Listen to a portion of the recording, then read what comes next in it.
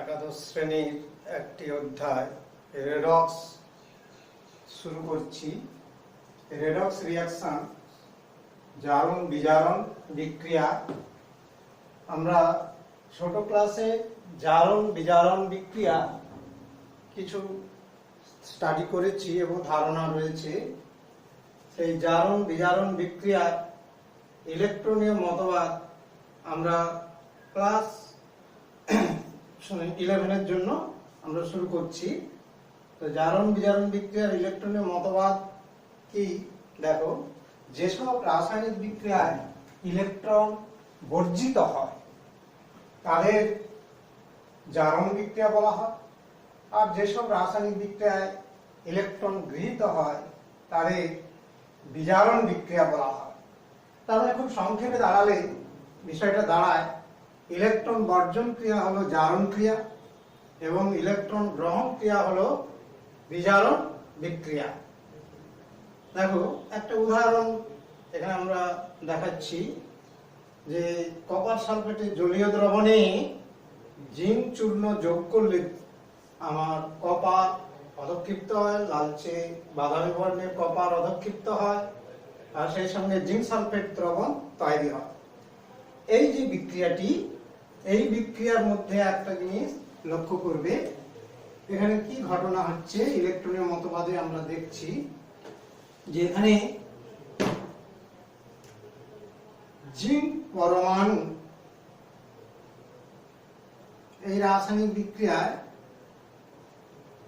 দুখানা ইলেকট্রন বর্জন করে জিঙ্ক ক্যাটায়ন, এবং এই বিক্রিয়াটিকে বলা হচ্ছে জারণ ক্রিয়া, কারণ এখানে ইলেকট্রন বর্জিত হয়েছে। আবার অপরদিকে কপার সালফেটে কিউপ্রিক আয়ন রয়েছে কপার সালফেট দ্রবণে। ওই কিউপ্রিক আয়ন উক্ত দুটো ইলেকট্রন অর্থাৎ জিঙ্ক থেকে বর্জিত দুটো ইলেকট্রনকে গ্রহণ করে কপার পরমাণু, লালচে বাদামি বর্ণের কপার পরমাণুতে আমার বিজারিত হয়েছে, কারণ ইলেকট্রন গ্রহণ কাজে এই বিক্রিয়ায় ইলেকট্রন গ্রহণ এবং বর্জন দুটো ঘটনায় ঘটছে। কেমন? তাহলে আমরা এখানে বুঝতে পারলাম যে ইলেকট্রন গ্রহণ আর বর্জনের মাধ্যমেই জারণ বিজারণ বিক্রিয়া ঘটে থাকে, অর্থাৎ রেডক্স রিঅ্যাকশন। তথা এখানে রেডক্স কথাটি কেন ব্যবহার হচ্ছে সেটাও একটু উপলব্ধি করা দরকার, যে বিজারণ ইংরেজি রিডাকশন, রিডাকশন মানে বিজারণ, আর অক্সিডেশন মানে জারণ।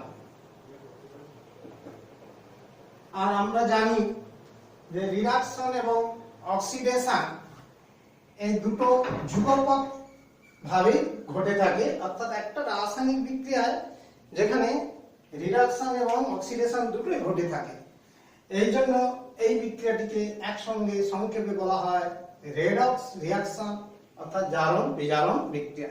তো ইলেকট্রনীয় কনসেপ্ট নেওয়ার পর আমরা জারক বিজারক পদার্থ সম্পর্কে ধারণা করব, যে জারক পদার্থ দ্যাট ইজ অক্সিডেন্ট সাবস্ট্যান্স বলতে কি বোঝায় না, যেসব পদার্থ আমার ইলেকট্রন গ্রহণ করে নিজে বিজারিত হয় এবং অপর পদার্থকে জারিত করে তাদেরই বলা হয় জারক পদার্থ। তাহলে জারক হচ্ছে ইলেকট্রন গ্রহীতা, ইলেকট্রন গ্রহীতাগুলোই হবে জারক পদার্থ। তার মানে ইলেকট্রন গ্রহণ করে এমন যে জারক পদার্থগুলো রয়েছে তার মধ্যে গ্যাসীয় প্রকৃতির কিছু জারক পদার্থ রয়েছে, যেমন অক্সিজেন গ্যাস, ক্লোরিন গ্যাস ইত্যাদি। এগুলো হচ্ছে তোমার গ্যাসীয় অবস্থার জারক পদার্থ। তরল অবস্থায় রয়েছে এমন কিছু জারক পদার্থের কথা আমরা জানতে পারি, যেমন ধরো তরল ব্রোমিন, এটাও একটা জারক পদার্থ। গাঢ় সালফিউরিক অ্যাসিড একটা জারক পদার্থ। উল্লেখ করছি যে সালফিউরিক অ্যাসিড গাঢ় অবস্থাতেই জারক পদার্থ, লঘু অবস্থা বা পাতলা অবস্থাতেই কিন্তু অজারক পদার্থ। আর নাইট্রিক অ্যাসিড এটা লঘু এবং গাঢ় উভয় অবস্থাতেই জারক পদার্থ। তাহলে তরল জারকের কিছু উদাহরণ দেওয়া হলো। এছাড়া কঠিন এই অবস্থার যে জারক পদার্থ কিছু রয়েছে, যেমন potassium permanganate, potassium dichromate, potassium chlorate, manganese dioxide, potassium perchlorate ইত্যাদি কঠিন পদার্থগুলো তোমার কিছু রয়েছে যেগুলো হচ্ছে জারক পদার্থ। তাহলে কঠিন অবস্থার জারক পদার্থের কথা জানলে। ঠিক বিজারক পদার্থ আমরা কাদের বলব না, যারা ইলেকট্রন দাতা, অর্থাৎ জারণ বিজারণ বিক্রিয়ায় যে পদার্থগুলো ইলেকট্রন দান করে জারিত হয় এবং অপরকে বিজারিত করে, সেগুলো হচ্ছে বিজারক পদার্থ। তার মানে রিডাক্ট্যান্ট এলিমেন্ট বা সাবস্টেন্ট কথাটা মানে তাই দাঁড়াচ্ছে। এই জাতীয় কিছু বিজারক পদার্থ রয়েছে, যেমন গ্যাসীয় অবস্থার কিছু বিজারক পদার্থ আমরা ধারণা করতে পারি। হাইড্রোজেন সবাই জানা আছে, এটা একটা ভালো বিজারক পদার্থ গ্যাসীয় অবস্থায় রয়েছে। কার্বন মনোক্সাইড এটাও একটা উত্তম বিজারক। হাইড্রোজেন সালফাইড গ্যাসীয়, এটাও একটা ভালো বিজারক পদার্থ, এটাও আমাদের জানা আছে ইত্যাদি। এরকম গ্যাসীয় কিছু আমার হচ্ছে বিজারক পদার্থের কথা আমরা জানি।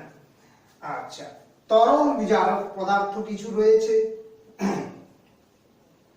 তরল অবস্থার কিছু বিজারক পদার্থ যেমন hydro iodic acid, hydrogen bromide, তরল আমার যাকে বলা হচ্ছে বিজারক পদার্থ উদাহরণ হিসাবে জানতে পারো।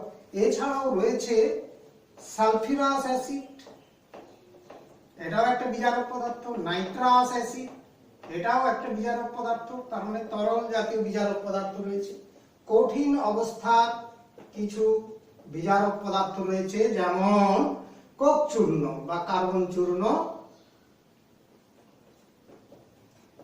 বিজারক পদার্থ রূপে ভালো উত্তম বিজারক পদার্থ রূপে ব্যবহৃত হয়, কঠিন অবস্থা বিজারক পদার্থ। এছাড়া যেমন ধরো কিছু সক্রিয় ধাতু, সক্রিয় ধাতু সেগুলো কোনটা না, পর্যায় সারণীতে তোমরা শুনেছ ক্ষার ধাতু যেগুলো রয়েছে, হ্যাঁ, ক্ষার ধাতুগুলো সোডিয়াম, পটাশিয়াম, লিথিয়াম ইত্যাদি ধাতুগুলো রয়েছে। আর ক্ষারীয় মৃত্তিকা ধাতুর কথাও তোমাদের জানা আছে, পর্যায় সারণীর 2 নম্বর শ্রেণীর অ্যালকালি আর্থ মেটাল, এগুলো তোমাদের মনে রাখতে হবে যে ভালো বিজারক পদার্থ। এছাড়া অ্যালুমিনিয়াম ধাতু, জিঙ্ক ধাতু ইত্যাদি সক্রিয় ধাতুগুলো তীব্র বিজারক রূপে ক্রিয়াশীল হয়। তাহলে এই হলো বিজারক পদার্থ সম্পর্কীয় ধারণা। নেক্সট হচ্ছে অর্ধ বিক্রিয়া, হাফ রিঅ্যাকশন।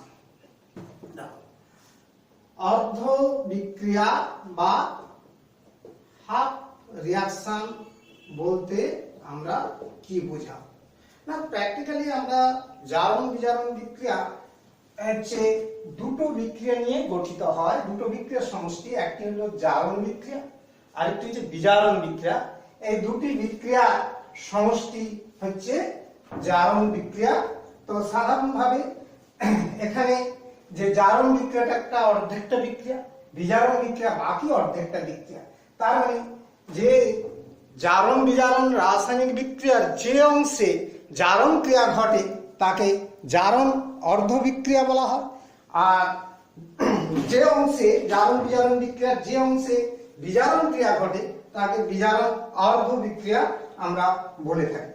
যেমন একটা উদাহরণ আমরা যদি দিয়ে থাকি, দেখো যে আয়রন চূর্ণ কপার সালফেট দ্রবণে যোগ করলে এখানে আয়রনটা ফেরাস সালফেটে পরিণত হয়ে যায়, অর্থাৎ দ্রবীভূত হয়ে যায়। কেমন? এস মানে সলিড, মানে কঠিন অবস্থায় থাকে।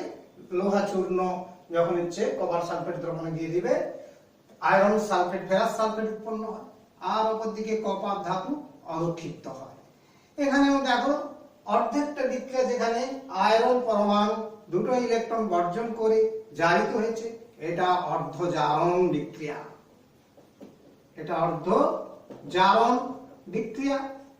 বাকি হাফ রিঅ্যাকশন যেমন কপার সালফেট দহনে কিউপ্রিক আয়নটা ওই আয়রনের দুটো ইলেকট্রন গ্রহণ করে কপার পরমাণুতে তোমার বিজারিত হয়েছে, তার মানে এটা অর্ধ বিজারণ বিক্রিয়া বলা হয়।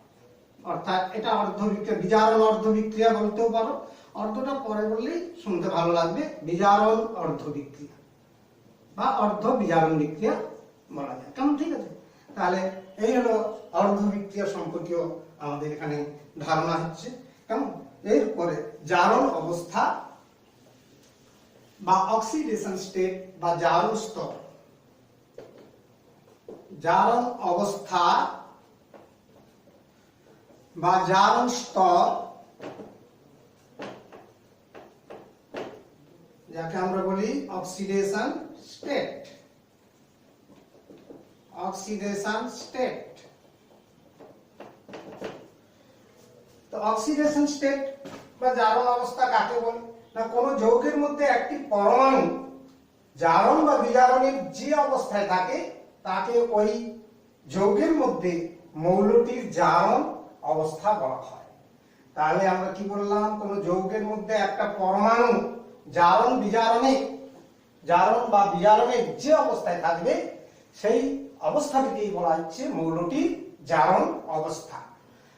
সাধারণত কোন যৌগের বা অণুর মধ্যে ক্যাটায়নটি থাকে জারিত অবস্থায়, অ্যানায়নটি থাকে বিজারিত অবস্থায়। সাপোজ সোডিয়াম ক্লোরাইড, এই যৌগে Na+ আয়ন সোডিয়াম ক্যাটায়নটা রয়েছে, এটা হচ্ছে সোডিয়াম মৌলটির জারিত অবস্থা। কেমন? আর এর মধ্যে যে অ্যানায়নটা রয়েছে সেটা ক্লোরাইড আয়ন, ক্লোরিন পরমাণুর বিজারিত অবস্থা। তাহলে এই অক্সিডেশন স্টেট বিষয়টা বলতে এই জায়গাটা বোঝায়। তাহলে অক্সিডেশন স্টেট কথাটি মাথায় রাখার চেষ্টা করবে। এর পরের যে টপিকটি ধরছি সেটি হচ্ছে এই চ্যাপ্টারের অন্যতম গুরুত্বপূর্ণ বিষয়, অক্সিডেশন নাম্বার, মানে জারণ সংখ্যা। খুবই গুরুত্বপূর্ণ বিষয় অক্সিডেশন নাম্বার।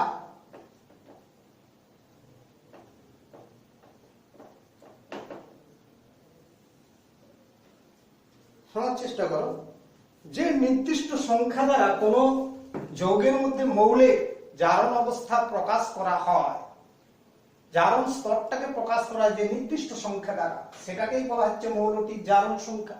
আরো পরিষ্কার করে দাঁড়ায় একটা যৌগ গঠন করার সময় কোন মৌলের একটি পরমাণু যে নির্দিষ্ট সংখ্যক ইলেকট্রন গ্রহণ বা বর্জন করে, সেই নির্দিষ্ট সংখ্যাটাকেই বলা হয় মৌলটির জারণ সংখ্যা। তাহলে জারণ সংখ্যা এটা হচ্ছে জারণ স্তর প্রকাশক নির্দিষ্ট একটা সংখ্যা। সেই বিষয়টা যেমন আমরা একটা উদাহরণ দিচ্ছি, দেখো, যেমন ফেরিক ক্লোরাইড, এই যৌগটা গঠন করার সময় এখানে একটি আয়রন পরমাণু 3টি ইলেকট্রন বর্জন করে, তাই এর জারণ সংখ্যা যে যতগুলো ইলেকট্রন বর্জন করে সেটাই তার জারণ সংখ্যা। অর্থাৎ এখানে আয়রনের জারণ সংখ্যা +3,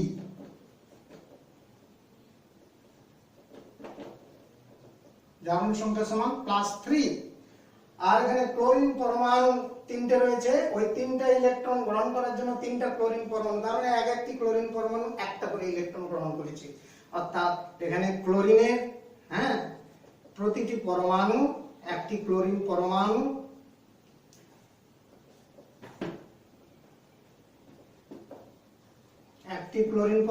একটি ইলেকট্রন গ্রহণ করেছে,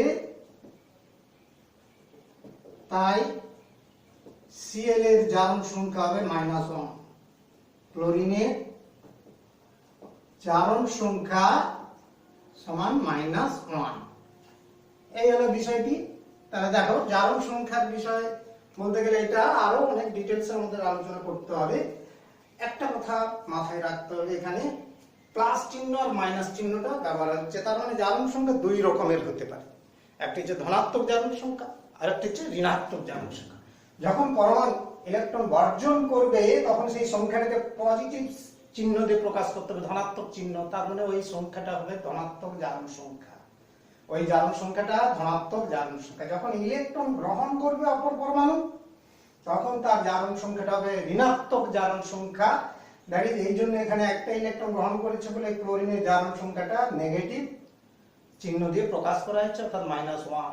দুটো ইলেকট্রন গ্রহণ করলে -2 জারণ স্তর, তিনটে ইলেকট্রন গ্রহণ করলে -3, অর্থাৎ একটা পরমাণু যতগুলো ইলেকট্রন গ্রহণ করবে সেই সংখ্যাটাকে নেগেটিভ চিহ্ন দিয়ে প্রকাশ করলে ঋণাত্মক জারণ সংখ্যা। আর যখন কোনো একটা পরমাণু যতগুলো ইলেকট্রন বর্জন করে সেই ইলেকট্রন সংখ্যাটাকে ধনাত্মক চিহ্ন দিয়ে প্রকাশ করলে তখন তার ধনাত্মক জারণ সংখ্যা প্রকাশ করা যায়। এরপরে দেখো আমরা অক্সিডেশন নাম্বার নির্ণয়, জারণ সংখ্যা নির্ণয় করব আমরা।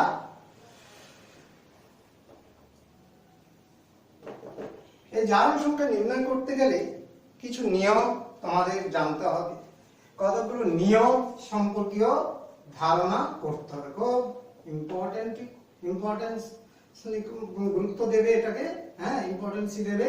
নিয়মাবলী কতগুলো আছে, নিয়মাবলী বা রুলস।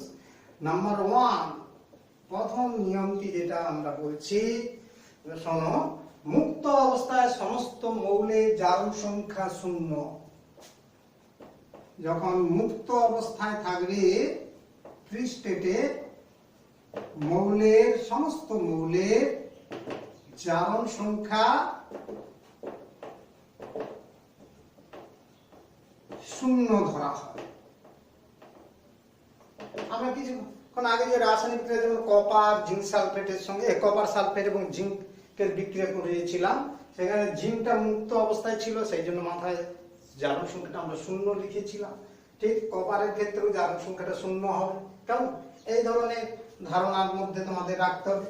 নেক্সট দেখো নাম্বার 2, দ্বিতীয় নিয়ম, তড়িৎযোজী যৌগে মৌলের জারণ সংখ্যা কিভাবে নির্ণয় হবে না? তড়িৎযোজী যৌগে তো গঠন অনুযায়ী আমরা জানি ক্যাটায়ন আর অ্যানায়ন দ্বারা গঠিত হয় না। মৌলের জারণ সংখ্যা নির্ণীত হয়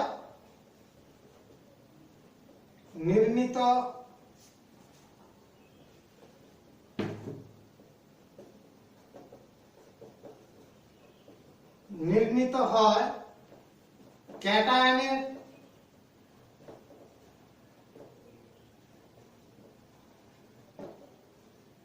ক্ষেত্রে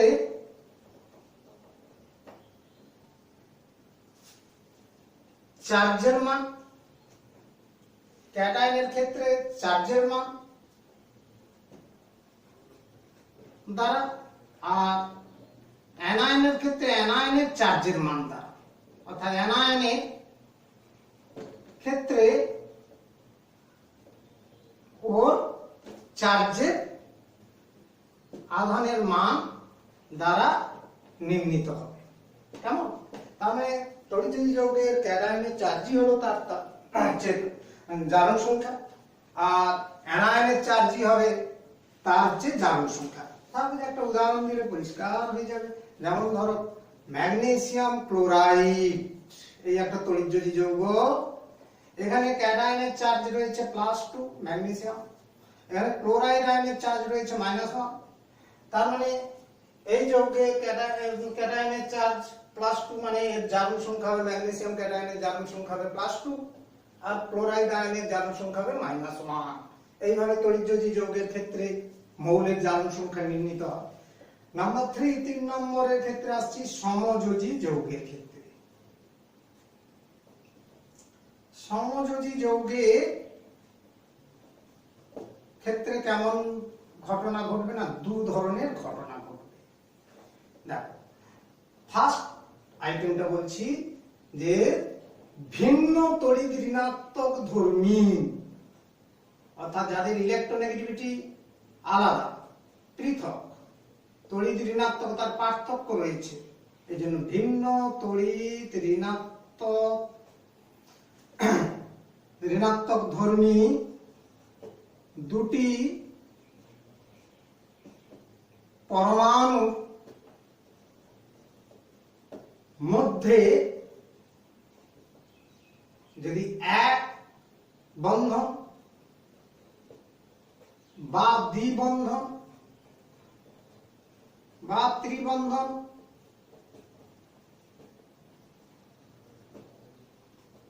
থাকে, তাহলে তারা যদি এক বন্ধন, দ্বিবন্ধন বা ত্রিবন্ধন দ্বারা যুক্ত থাকে, তবে বেশি তড়িৎ ঋণাত্মক ধর্মী যেটা হায়ার ইলেকট্রোনেগেটিভ, হ্যাঁ, বেশি তড়িৎ ঋণাত্মক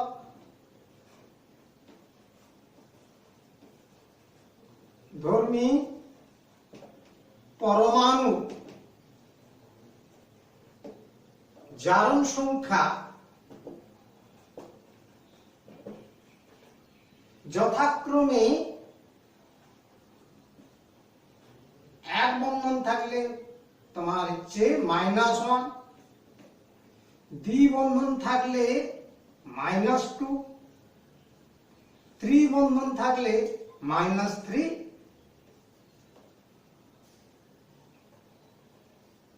হয়, এবং কম তড়িৎ ঋণাত্মক ধর্মী, যেটা তড়িৎ ঋণাত্মকতা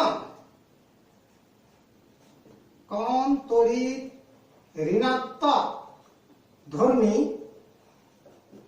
পরমাণুর ক্ষেত্রে জারণ সংখ্যা যথাক্রমে একযোজী বন্ধন থাকলে +1, দ্বিযোজী বন্ধন থাকলে +2, ত্রিযোজী বন্ধন থাকলে +3 হয়ে থাকে। যেমন এইভাবে ধরা হয়ে থাকে। একটা উদাহরণ দিয়ে দেখাচ্ছি যে সমযোজী যৌগের যেগুলো পোলার অণু, যাদের তড়িৎ ঋণাত্মকতার পার্থক্য রয়েছে, যেমন HCl, হাইড্রোজেন ক্লোরাইড একটা সমযোজী পদার্থ, একযোজী বন্ধন রয়েছে। এখানে হাইড্রোজেন কম তড়িৎ ঋণাত্মক ধর্মী, ক্লোরিন বেশি তড়িৎ ঋণাত্মক ধর্মী, সেই জন্য এখানে H এর হাইড্রোজেনের জারণ সংখ্যা সমান +1, কারণ একযোজী বন্ধন আছে এই জন্য +1। এটা হচ্ছে হাইড্রোজেনের কম তড়িৎ ঋণাত্মক, ক্লোরিনের বেশি তড়িৎ ঋণাত্মকতা রয়েছে, সেই জন্য ক্লোরিনের জারণ সংখ্যা ধরা হবে -1, কারণ একযোজী বন্ধন রয়েছে। যেমন ধরো আমরা আরেকটা উদাহরণ দিচ্ছি, যেমন ধরো কার্বন মনোক্সাইড। এখানে লক্ষ্য করো, ঠিক একইভাবে কার্বনের জারণ সংখ্যা কত হবে? +2, অক্সিজেনের -2, কারণ দ্বিযোজী বন্ধন আছে, এবং কার্বন কম তড়িৎ ঋণাত্মক ধর্মী মৌল, আর হচ্ছে অক্সিজেন মৌলটা অধিক তড়িৎ ঋণাত্মক ধর্মী, সেই জন্য দ্বিযোজী বন্ধন থাকার জন্য এটা -2, আর কার্বনের ক্ষেত্রে +2। এইভাবে এদের জারণ সংখ্যা ধরা হয়। কেমন? তাহলে আমরা এইভাবে বিভিন্ন ক্ষেত্রে পোলার সমযোজী অণু, হ্যাঁ, কিভাবে হচ্ছে মৌলের জারণ সংখ্যা নির্ণীত হয় সেটা জানতে পারলে। হ্যাঁ, এরপরে সেকেন্ড ফেজ আমরা সমযোজী অণুর ক্ষেত্রে আরেক ধরনের দেখতে পাই, যাদের তড়িৎ ঋণাত্মকতা সমান আছে এমন দুটি পরমাণু, তার মানে সম তড়িৎ ঋণাত্মক, ইকুয়াল ইলেকট্রোনেগেটিভ ধর্মী দুটি পরমাণু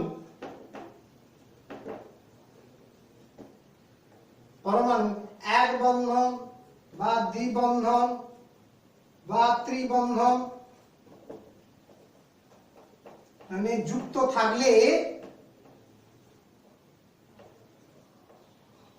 থাকলে উহাদের প্রত্যেকের ওই দুটো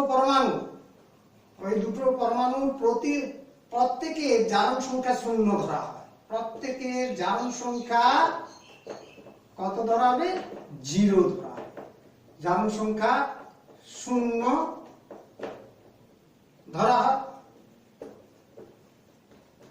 এটা একটা বিষয়। তোমরা যেমন ধরো অক্সিজেন দ্বিযোজী বন্ধন আছে, তাহলে এখানে দুটো পরমাণু একই রয়েছে, তাদের তড়িৎনাত্মকতা একই, সেই জন্য এদের জারণ সংখ্যা 0 0 হলো। ক্লোরিন অণু ClCl, ঠিক একই ভাবে ক্লোরিনের জারণ সংখ্যাগুলো এখানে 0 হবে। সে একযোজী থাক, দ্বিযোজী থাক, ত্রিযোজী বন্ধন যাই থাক, হ্যাঁ, যখন একই মৌলের পরমাণু দুটো যাদের তড়িৎনাত্মকতার মান একই হবে, তাদের ক্ষেত্রে জারণ সংখ্যাগুলো সবসময় 0 ধরা হয়। এইরূপ ক্ষেত্রে আমরা মোটামুটি জানলাম 3টে নিয়ম আমরা শিখলাম। 4 নম্বর নিয়ম। 4 নম্বর নিয়ম, যে কোনো যৌগে উপস্থিত উপাদান যে পরমাণুগুলো রয়েছে, যে কোনো যৌগে উপস্থিত উপাদান পরমাণু সমূহের জারণ সংখ্যা গুলোর সমষ্টি সব সময় 0 হবে। সমষ্টি সর্বদাই 0 হয়। যেমন জলের অণু, এখানে দুটো হাইড্রোজেন পরমাণুর জারণ সংখ্যা এবং একটা অক্সিজেন পরমাণুর জারণ সংখ্যার যোগফল কত হবে? 0 হবে। এটা সবসময় এই নিয়মে তোমাকে মেনে চলতে হবে তোমাদের। হ্যাঁ, এরপর দেখো আয়ন বা পোলার মূলক। নাম্বার 5 রুল, আয়ন অথবা ধ্রুবীয় মূলকের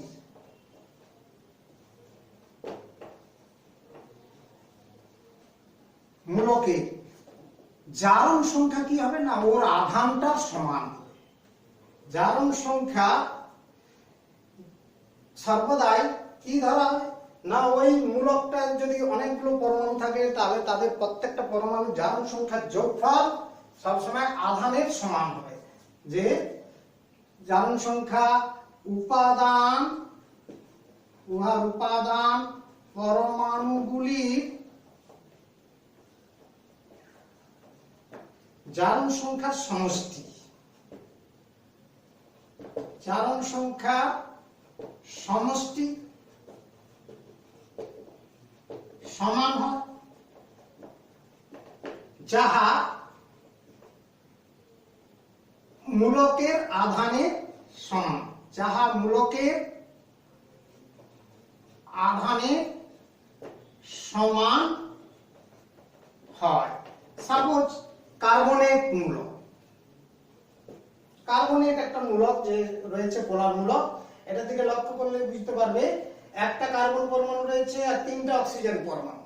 এর প্রত্যেকটা পরমাণু যে জারণ সংখ্যা পাওয়া যাবে, কার্বনের জারণ সংখ্যা ধরো +4, 3টা অক্সিজেনের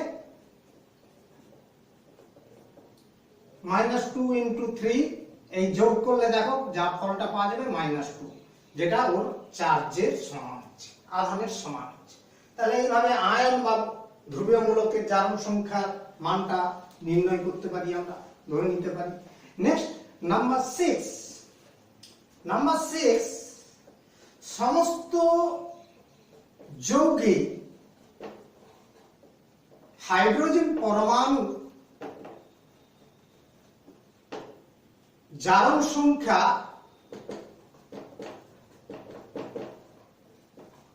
+1 ধরা হয়। কেন? ব্যতিক্রম রয়েছে। ব্যতিক্রম রয়েছে কোনগুলো না, ক্ষার ধাতু। তোমরা পর্যায় সারণীর প্রথম শ্রেণীর ধাতুগুলোর কথা জানো। ক্ষার ধাতু বা ক্ষারীয় মৃত্তিকা ধাতু, ক্ষারীয় মৃত্তিকা ধাতু হাইড্রাইড রয়েছে, যে ধাতু হাইড্রাইড, ধাতুর হাইড্রাইড যৌগে হাইড্রোজেনের জারণ সংখ্যা -1, এটা ব্যতিক্রম হিসাবে মনে রাখতেই হবে।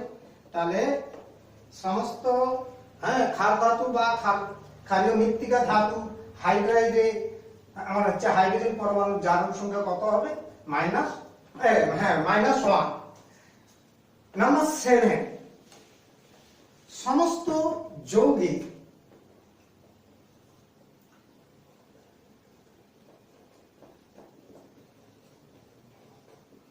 অক্সিজেন পরমাণু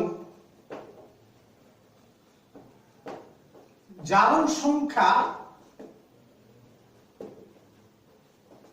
সর্বদা -2 হয়ে থাকে। তাহলে এটাও মাথায় রাখতে হবে।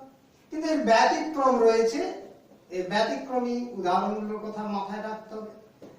যেমন যে ব্যতিক্রম রয়েছে সেগুলোর মধ্যে যেমন পারক্সাইড, যে কোনো পারক্সাইড যৌগ দেখলে, অর্থাৎ পারক্ষ বন্ধন আছে এমন যৌগগুলোতে অক্সিজেনের জারণ সংখ্যা -1। পারক্সাইডে অক্সিজেনের জারণ সংখ্যা সমান -1 হয়, ধরা হয়। আর F2O যৌগ অর্থাৎ অক্সিজেন ফ্লোরাইড যৌগে অক্সিজেনের জারণ সংখ্যা +2, অক্সিজেনের জারণ সংখ্যা +2 ধরা হয়, +2। তাহলে এটা মাথায় রাখতে হবে যে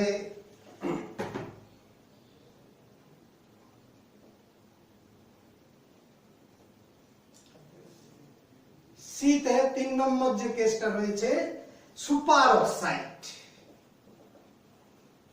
যে কোনো সুপার অক্সাইডে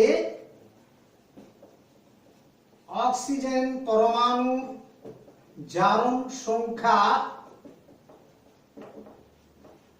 -1/2 ধরা হয়। কেমন? এটাও মনে রাখতেই হবে। তাহলে 7 নম্বর নিয়মে অক্সিজেন পরমাণু জারণ সংখ্যা নিয়ে আমরা আলোচনা করলাম, এটা একটু মনে রাখার বিষয় রয়েছে। নাম্বার 8 নম্বর নিয়ম,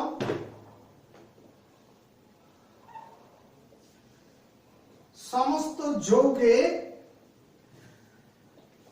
তাহলে আমরা এক্ষেত্রে বলি যৌগে, সমস্ত যৌগে হ্যালোজেনগুলির প্রধান জারণ সংখ্যা, হ্যালোজেন মৌল পর্যায় সারণীর 17 নম্বর শ্রেণীর মৌলগুলো কথা তোমাদের জানা আছে। সেই হ্যালোজেন মানে ফ্লোরিন, ক্লোরিন, ব্রোমিন, আয়োডিন এইগুলো যে রয়েছে তাদের প্রধান জারণ সংখ্যা সাধারণত -1 ধরা হয়। কেমন? তাহলে এটা একটু মাথায় রাখতে হবে। ব্যতিক্রমী রয়েছে, একমাত্র ফ্লোরিনের জারণ সংখ্যা শুধু একটাই রয়েছে -1। তাই ফ্লোরিন ব্যতীত অন্যান্য যে হ্যালোজেন গুলো রয়েছে তাদের জারণ সংখ্যা পরিবর্তনশীল হতে পারে। অন্যান্য হ্যালোজেনের জারণ সংখ্যা -1 ছাড়াও +1, +3, +5, +7 এই 4 ধরনের জারণ সংখ্যা আরো হতে পারে। -1টা যদিও প্রধান, এছাড়াও এগুলো জারণ সংখ্যা মানে পরিবর্তনশীল জারণ সংখ্যা হতে পারে। তাহলে এই হলো 8 নম্বর নিয়ম, আমরা মোটামুটি দেখেছি। 9 নম্বর নিয়মে আমরা আরো কিছু এক্সট্রা নিয়ম শেখার চেষ্টা করব। 9 নম্বরের কথায় আমরা বলতেছি, দেখো কিছু কিছু জৈব যৌগে, কিছু জৈব যৌগে কার্বন পরমাণুর জারণ সংখ্যা 0 ধরা হয়। জারণ সংখ্যা 0 হয়ে থাকে। কোন ক্ষেত্রে? যেখানে যেসব যৌগে হাইড্রোজেন এবং অক্সিজেন পরমাণু সংখ্যা অনুপাত, যে পরমাণু সংখ্যা অনুপাত ইজিক্যাল টু কত হবে 2:1, অর্থাৎ যতগুলো অক্সিজেন পরমাণু আছে তার দ্বিগুণ সংখ্যক হাইড্রোজেন পরমাণু আছে, এমন যৌগগুলোর ক্ষেত্রে কার্বনের জারণ সংখ্যাটাকে 0 ধরা হয়। জৈব যৌগের উদাহরণ দিচ্ছি দেখো, যেমন গ্লুকোজ C6H12O6, এই যৌগে কার্বনের জারণ সংখ্যা 0, হাইড্রোজেন তো +1, অক্সিজেন তো -2, একটু আগেই শুনলে। কাজে লক্ষ্য করে দেখবে এখানে 6 খানা অক্সিজেন তার দ্বিগুণ সংখ্যক হাইড্রোজেন পরমাণু রয়েছে, সেই জন্য 2:1 অনুপাতে হাইড্রোজেন আর অক্সিজেন পরমাণুর সংখ্যা হয়ে গেলে জৈব যৌগগুলোতে কার্বনের জারণ সংখ্যাকে 0 ধরে নেওয়া হয়। আর একটু কথা, আরেকটা নিয়ম আমরা বলছি, না বললে নয়, যে 10 নম্বর নিয়ম মনে রাখতে পারলে ভালো। যৌগে ক্ষার ধাতু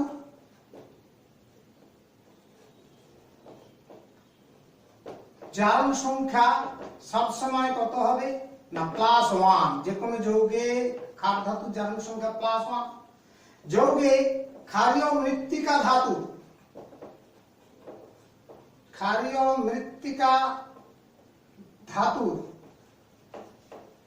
জারণ সংখ্যা +2 ধরা হবে। অ্যালুমিনিয়াম ধাতু যৌগে অ্যালুমিনিয়াম ধাতুর জারণ সংখ্যা +3 ধরা হবে। যৌগে জিঙ্ক ধাতু জারণ সংখ্যা +2 ধরা হবে। আপাতত এই নিয়মগুলো মনে রাখতে হবে কিছু, আমরা এই নিয়মগুলো শিখতে পারলে তাহলে কিন্তু যে কোনো মৌলের জারণ সংখ্যা আমরা নির্ণয় করতে পারবো। সাপোজ কিছু উদাহরণ হিসাবে আমরা দু একটি ক্যালকুলেশন করে দেখাচ্ছি এই নিয়মগুলোকে প্রয়োগ করা হয় কিভাবে। দেখো, পটাশিয়াম পারম্যাঙ্গানেট, এতে ম্যাঙ্গানিজের জারণ সংখ্যা বের করতে হবে। ম্যাঙ্গানিজের জারণ সংখ্যা কত না, ধরে নাও এই যৌগের জারণ সংখ্যা, ম্যাঙ্গানিজের জারণ সংখ্যা আমরা এটা একটা ধরে নিলাম x, ধরলাম KMN4 যৌগে ম্যাঙ্গানিজের জারণ সংখ্যা কত x। তাহলে এই যৌগটাতে আমরা কিছুক্ষণ আগে যে নিয়মগুলো পড়েছি, পটাশিয়াম ক্ষার ধাতু যৌগে এটা জারণ সংখ্যা কত +1, অক্সিজেন যৌগ মাত্রায় জারণ সংখ্যা কত হবে -2, আর ম্যাঙ্গানিজ তো x ধরলাম। তাহলে আমরা এখানে ক্যালকুলেশন করে দেখাচ্ছি। দেখো, একটা পটাশিয়ামের জন্য +1, একটা ম্যাঙ্গানিজের x, আর 4 খানা অক্সিজেনের জারণ সংখ্যা -2 কে 4 দিয়ে গুণ, আর এদের সমষ্টি, যৌগের জারণ সংখ্যা সমষ্টি আমরা 2 নম্বর নিয়মে বলেছিলাম। যৌগে উপস্থিত পরমাণুগুলোর জারণ 2 নম্বর নয় 4 নম্বর নিয়মে বলেছিলাম, হ্যাঁ 4 নম্বর নিয়মে, যে যৌগে উপস্থিত পরমাণুগুলোর জারণ সংখ্যার সমষ্টি কত হবে, সেই নিয়মটার কথা অনুযায়ী আমরা জানি কি 0 হয়। তার মানে এখানে পরমাণুগুলোর জারণ সংখ্যার সমষ্টি 0, সেই রুল অনুযায়ী এখানে অ্যাপ্লাই করলে x এর মানটা পাওয়া যাচ্ছে কত, লক্ষ্য করলে দেখবে +7। তার মানে ম্যাঙ্গানিজের জারণ সংখ্যা +7 আমরা বের করে নিলাম। কেমন? ঠিক একইভাবে পটাশিয়াম ডাইক্রোমেট, এই যৌগে আমরা যদি ম্যাঙ্গানিজের ক্রোমিয়ামের জারণ সংখ্যা বের করি, K2Cr2O7 যৌগে ক্রোমিয়ামের জারণ সংখ্যা কত না, ঠিক একইভাবে আমরা বললাম এখানে ক্রোমিয়ামের জারণ সংখ্যা ধরে নিলাম x, তাহলে দুটো পটাশিয়াম ধাতু মানে 2 × +1, প্রতিটা ক্রোমিয়ামের x ধরেছি, দুটো ক্রোমিয়াম পরমাণু রয়েছে 2x, 7 খানা অক্সিজেন রয়েছে, প্রতিটা অক্সিজেনের জারণ সংখ্যা -2, তাকে 7 দিয়ে গুণ, আর এদের সমষ্টি কত হবে 0। তাহলে এখান থেকে x এর মান বের করলে কত হবে +6, তার মানে এখানে ক্রোমিয়ামের জারণ সংখ্যা +6। এইভাবে আমরা বিভিন্ন যৌগে মৌলের জারণ সংখ্যা বের করে নিতে পারি এই নিয়মকে ফলো করে। এবারে দেখো, একই মৌলের পরমাণু ভিন্ন জারণ স্তরে আছে এমন যৌগের ক্ষেত্রে, যেমন অ্যামোনিয়াম নাইট্রেট, এখানে দেখো নাইট্রোজেনের জারণ সংখ্যাগুলো আমরা বের করতে হবে। যে যৌগে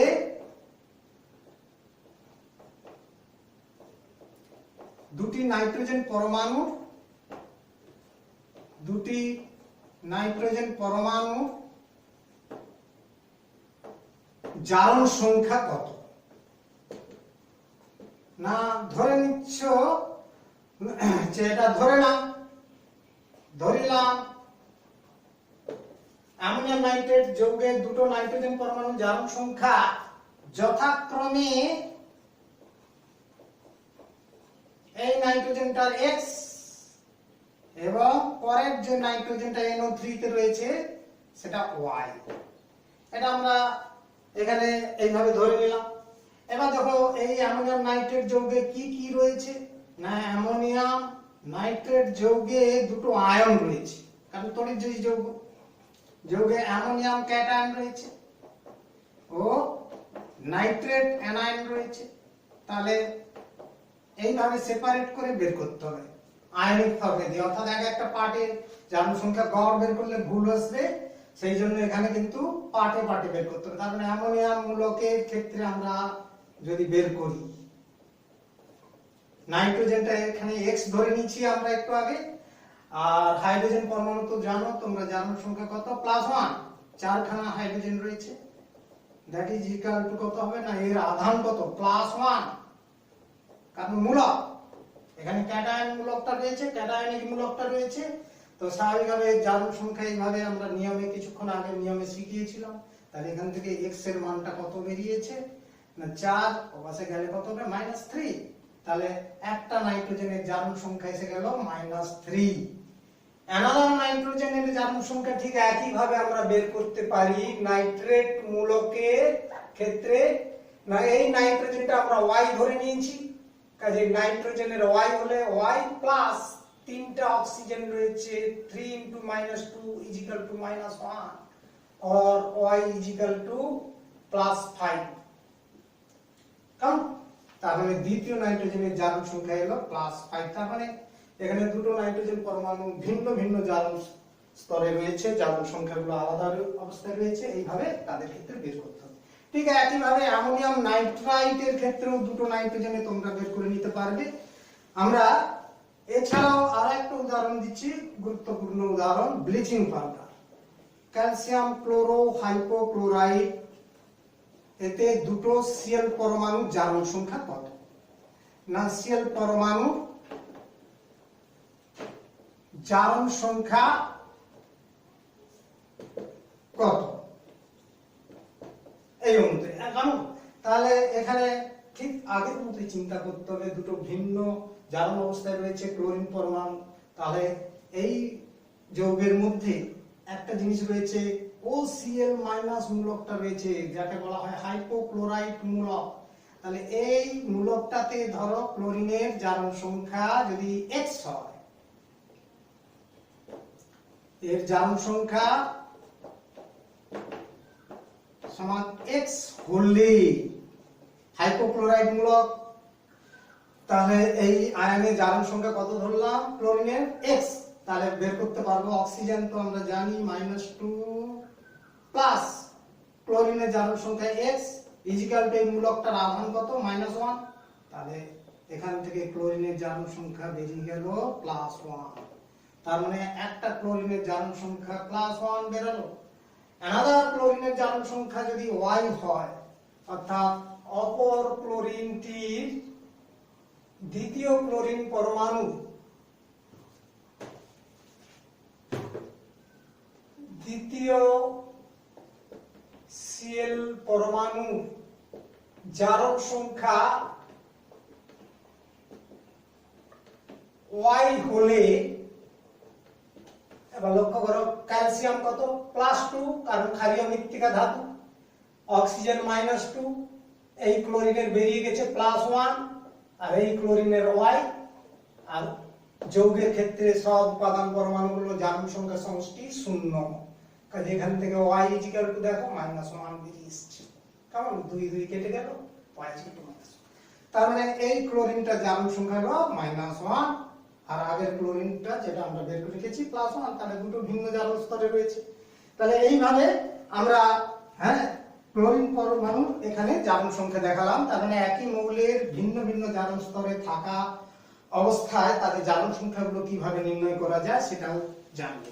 একটা জটিল যৌগের উদাহরণ দিই, কমপ্লেক্স কম্পাউন্ড সল্টের উদাহরণ দিচ্ছি, যে কমপ্লেক্স কম্পাউন্ড বা complex salt, suppose potassium ferricyanide K3Fe(CN)6। এই যৌগে আয়রনের জারণ সংখ্যা কত? আয়রন পরমাণু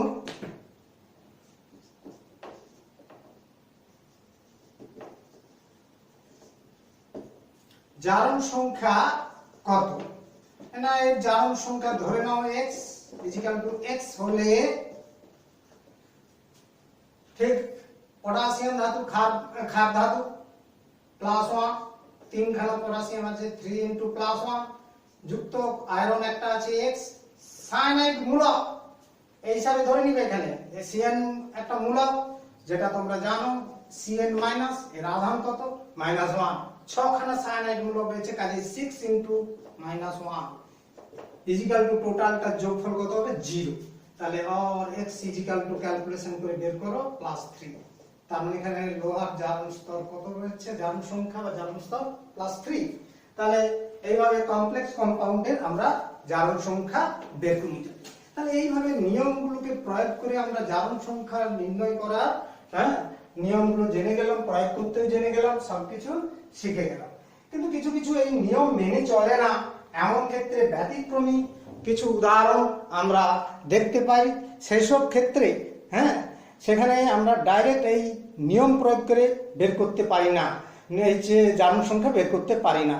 অর্থাৎ সেক্ষেত্রে দেখা যাবে যে এই গড় জারণ সংখ্যা যেটা আমরা বের করতেছি, একাধিক পরমাণু থাকলেও অনেক সময় গড় প্রয়োগ করে করছি, সেক্ষেত্রে মিলবে না। তাই আমরা সেই ব্যতিক্রমী উদাহরণের ক্ষেত্রে যাচ্ছি।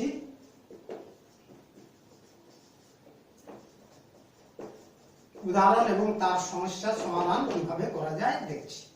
যেমন CrO5, দ্যাট ইজ পারক্সিক্রোমিক অক্সাইড। এটা পারক্সিক্রোমিক অ্যাসিডের যে অক্সাইড বলেও আমরা ভাবতে পারি, অ্যানহাইড্রাইড। তো দ্যাট ইজ পারক্সিক্রোমিক অক্সাইড CrO5 যৌগে এখানে ক্রোমিয়ামের জারণ সংখ্যা কত? না, ক্রোমিয়ামের জারণ সংখ্যা যদি ধরে নাও x হলে হয়, তাহলে এই যৌগে ক্রোমিয়ামের জারণ সংখ্যা x হলে, তাহলে একটা ক্রোমিয়াম মানে x, অক্সিজেন তো -2 জানো, দ্যাট ইজ 5 × -2 = 0, और x কত হচ্ছে? +10।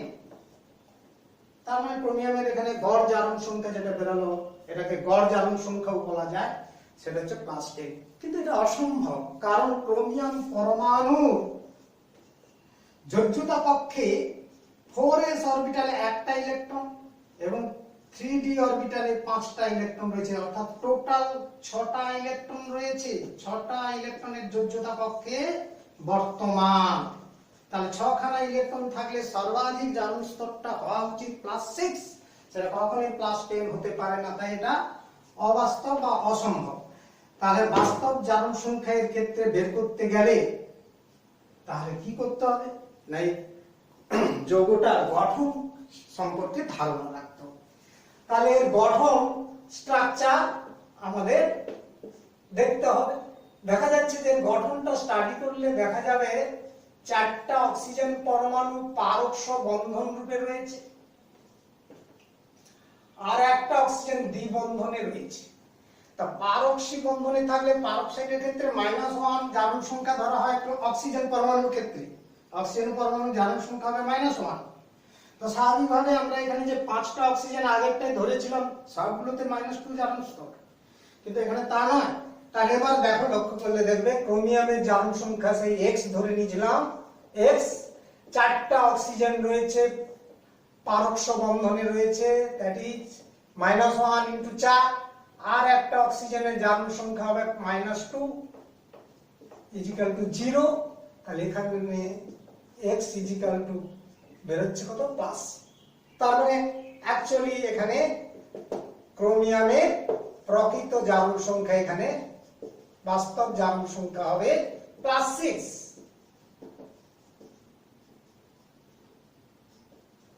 প্লাস 6 CrO5 যৌগে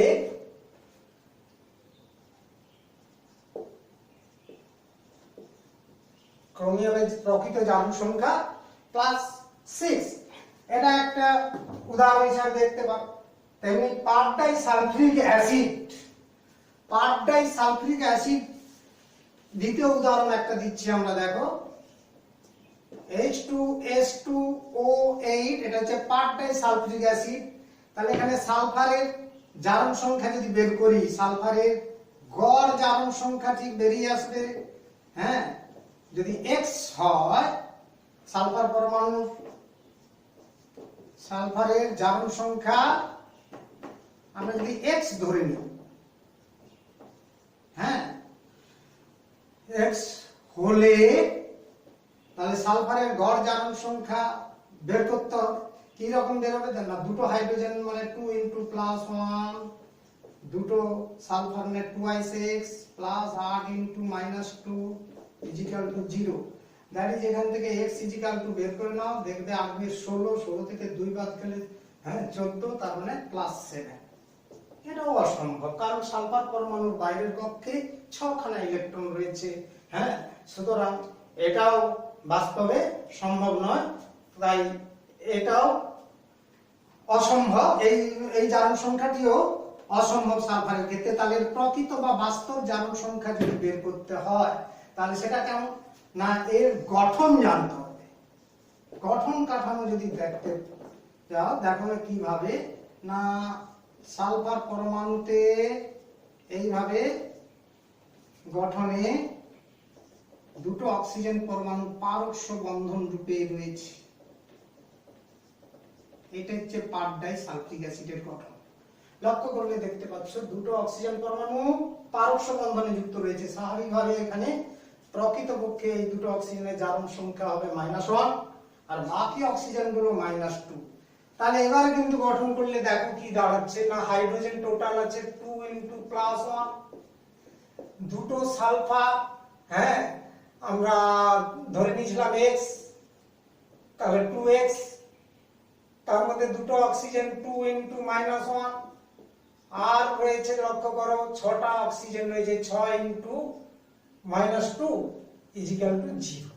কি হবে যে দুটো হাইড্রোজেনের জারণ সংখ্যা +2, দুটো সালফার x ধরে নিলে 2x, আর এখানে লক্ষ্য করে 1 2 3 4 5 6টা অক্সিজেনের 6 × -2 আর দুটো অক্সিজেন 2 × -1 তাদের যোগফলটা কত হবে 0। তাহলে এখান থেকে x এর মান ক্যালকুলেশন করে বের করো, দেখো +6। তাহলে ঠিক এইভাবে আমরা এটাও গঠন করে দেখতে পাই। নেক্সট দেখো পার সালফিউরিক অ্যাসিড, যেমন H2SO5 ক্যারোজ অ্যাসিডও অনেক সময় আমরা বলে থাকি। তৃতীয় উদাহরণ H2SO5, এটার ক্ষেত্রে যদি আমরা গড় জারণ সংখ্যা বের করি, আমি আর ডিটেইলস এটা করাচ্ছি না, নেক্সট করাচ্ছি, হ্যাঁ অন্য एग्जांपले যাচ্ছি। শুধু দেখো 2 × +1 সালফার x 5 × অক্সিজেন মানে -2 0। তাহলে দুটো হাইড্রোজেনের জারণ সংখ্যা, একটা সালফার আর 5টা অক্সিজেন, দ্যাট ইজ এখান থেকে x এর মান বের করো, 5 এ 10, 10 থেকে 2 গেলে 8, হ্যাঁ তার মানে +8। এটাও অসম্ভব, কারণ সালফারের বাইরের কক্ষে 6 খানা ইলেকট্রন থাকে, এটা আমাদের জানা আছে। কেমন স্বাভাবিকভাবে এর তাহলে প্রকৃত জারণ সংখ্যা বের করতে গেলে গঠনটা জানতে হবে। এর গঠনটা জানতে হবে, এটা দ্বিক্ষারীয় অ্যাসিড, সেই জন্য দুটো OH রূপে থাকবে।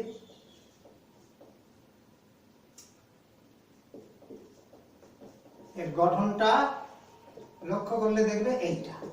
তাহলে এখানেও দুটো অক্সিজেন দেখো পারস্য বন্ধনে যুক্ত রয়েছে, অর্থাৎ 3টা অক্সিজেন -2 জারণ স্তরে রয়েছে, দুটো অক্সিজেন -1 জারণ স্তরে রয়েছে, আর হাইড্রোজেন তো +1 জারণ স্তরে আছে।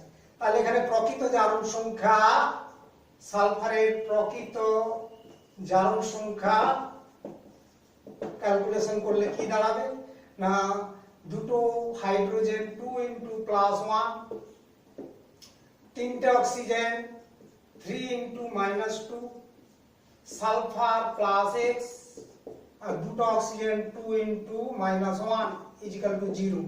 এখান থেকে ক্যালকুলেশন করে ফেলো, x +6, কারণ এখানেও সালফারের প্রকৃত জারণ সংখ্যা হলো +6।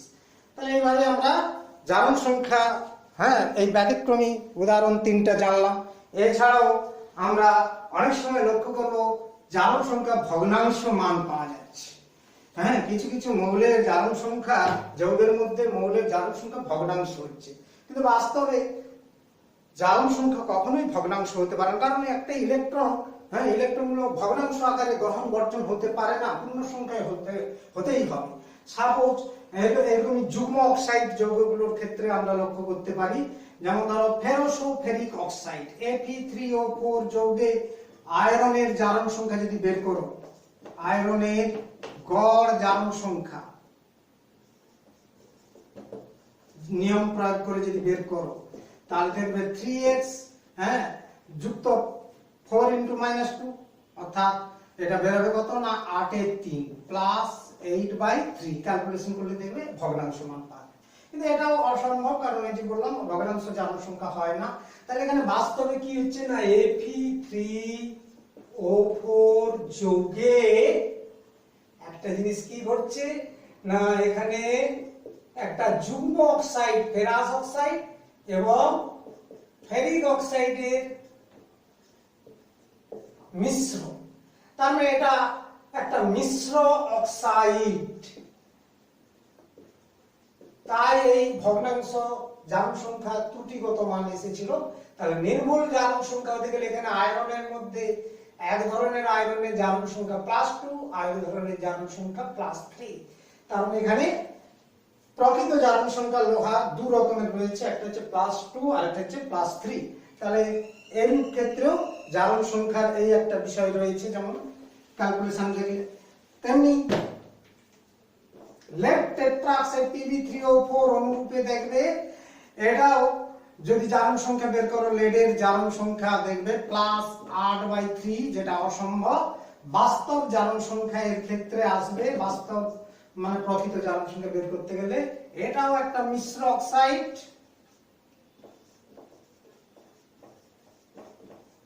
এই মিশ্র অক্সাইড কি কি রয়েছে, লেড মনোক্সাইড এবং লেড ডাইঅক্সাইড PbO2 এর